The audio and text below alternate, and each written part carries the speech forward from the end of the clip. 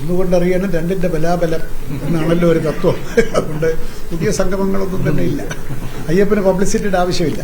He is the most popular God in the world.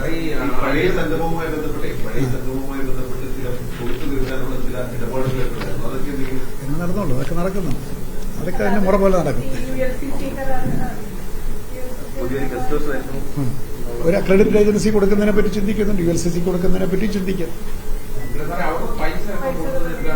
അത് വേറെ, അത് ഞങ്ങളുടെ സംഗമത്തിന് ഞങ്ങൾ കിട്ടിയ കാശൊക്കെ കൊടുത്തു.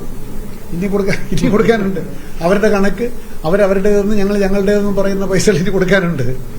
അതവിടെ കിടക്കട്ടെ. എല്ലാ പ്രശ്നങ്ങളും തീരുന്നു.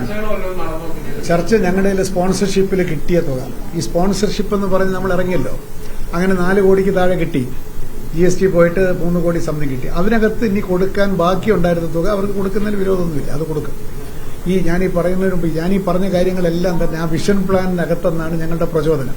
അത് നിങ്ങൾ നോക്കിക്കണം, അത് എല്ലാവർക്കും തരുന്നുണ്ട്. ഈ വിഷൻ പ്ലാനാണ് ഞങ്ങളുടെ ഒരു ഗൈഡിംഗ് ഫോഴ്സ്. അതുകൊണ്ടാണ് അക്കോമഡേഷൻ സോണിനകത്ത് ഫാക്ട് എന്ന് പറഞ്ഞാൽ ഇന്ത്യ കോൺക്രീറ്റ് ജംഗിളാക്കാനല്ല ഉദ്ദേശം. അക്കോമഡേഷൻ സോണിൽ ഈ മാസ്റ്റർ പ്ലാൻ അനുവദിക്കുമെന്നൊരു ഉറപ്പ് കിട്ടിയതിലാണ് ഞാനത് പറയാൻ കഴിയും. ഞങ്ങളവിടെ പോയപ്പോൾ ഈ സോണിൽ വേണമെങ്കിൽ ഒരു കെട്ടിടമാകാം, അവിടെയാണെങ്കിൽ അക്കോമഡേഷൻ ഭയങ്കര തള്ളാണല്ലോ. അപ്പോൾ ആ സോണിൽ ചെയ്യുന്നതിന് വിരോധമില്ല, അത് ചെയ്യാൻ പറ്റുമെന്ന് എനിക്ക് തോന്നുന്നു. ഒരു 5 to 6 crores മതി നമ്മൾ കണക്കാക്കിയപ്പോൾ. പക്ഷേ ഈ അനുമതികളൊക്കെ വാങ്ങിച്ചിട്ടേ ചെയ്യുള്ളൂ. ചോദിക്കും.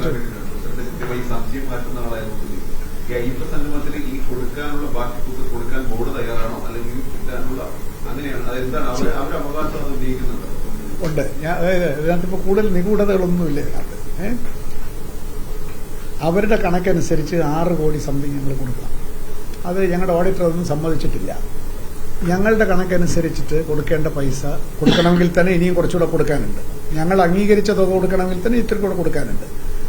ആ തുക ഞങ്ങളുടെ ഫണ്ടിൽ നിന്ന് എടുത്ത് കൊടുക്കാൻ കോടതി ഞങ്ങളെ അനുവദിച്ചിട്ടില്ല. സ്പോൺസർഷിപ്പ് വഴിയേ കൊടുക്കാൻ പാടുള്ളൂ. അങ്ങനെ സ്പോൺസർഷിപ്പ് വഴി ഇനി നടന്നു പോയൊരു ഇവന്റിന് ഇനി സ്പോൺസർഷിപ്പ് നടന്ന് പിരിക്കാൻ സാധ്യമല്ല. അപ്പോൾ സ്പോൺസർഷിപ്പ് കിട്ടിയ എമൗണ്ട് ഞങ്ങളുടെ കയ്യിലുള്ളത് പൂർണ്ണമായിട്ട് അവർക്ക് കൊടുക്കും. അപ്പോഴും ഞങ്ങൾ തമ്മിലൊരു ചെറിയ വ്യത്യാസം അവിടെ കിടക്കും. അത് കാലാന്തരത്തിൽ നമുക്ക് എന്തെങ്കിലും പരിഹരിക്കാം. കാലം മാറ്റാത്ത മുറിവുകളുണ്ടെന്നൊക്കെ ചോദിക്കില്ലേ എന്ന് പറഞ്ഞ പോലെ എന്തെങ്കിലും പരിഹരിക്കാം. ചിലപ്പോൾ അവർ റൈറ്റ് ഓഫ് ചെയ്യുമായിരിക്കും. ബോർഡിന്റെ ഫണ്ടിൽ ഇപ്പോൾ എടുക്കാൻ സാധ്യമല്ല.